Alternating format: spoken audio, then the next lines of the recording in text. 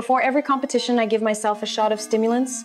Then I secretly hide the syringe under the car seat. With the help of the drugs, I have won 8 world championships in a row. I thought everything was flawless, But right after the competition ended, the coach received a call from the organizers, saying they would conduct a surprise test immediately. Hearing that news, I completely panicked. To save my career, I quickly dropped to the floor and started doing push-ups, trying to speed up my blood circulation through intense exercise. Meanwhile, the coach rushed out of the room and pressed every button in the elevator to buy time. But I was still hesitating with the syringe in my hand.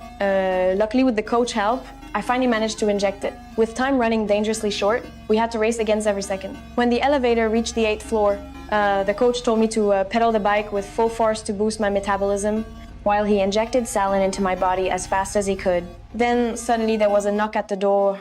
The coach quickly pushed me into the bathroom and told me to use the shower as cover to inject the remaining saline into my body. Only by diluting the drug concentration in my blood could I pass this inspection. The organizers were getting more and more impatient outside, so I pretended everything was normal and walked out of the bathroom. Thankfully, we had prepared countermeasures beforehand, and just like that, I passed the blood test smoothly to avoid similar emergencies in the future. The coach even hired a private doctor who could not only help me avoid detection better, but also adjust my drug dosage. To make sure I won every race, the coach even increased the amount of banned substances. With the boost from the drugs, I was like a wild horse on the track. My speed was explosive and my form was perfect. I quickly became the center of attention, and in the end I lived up to expectations and won again. But during the post-race urine test, while the other athletes provided their samples under supervision, I was singled out to give a blood sample. My heart almost jumped out of my chest. But under the organizers' strict monitoring, I had no choice but to cooperate. When I returned home, my family was celebrating my victory.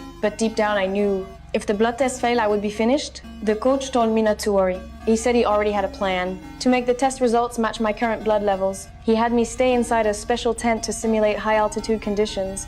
After just 1 hour, my red blood cell count would return to normal. This method of evading detection cost $500,000. But to protect my career, I had no choice but to accept. And just like that, I escaped the crisis once again.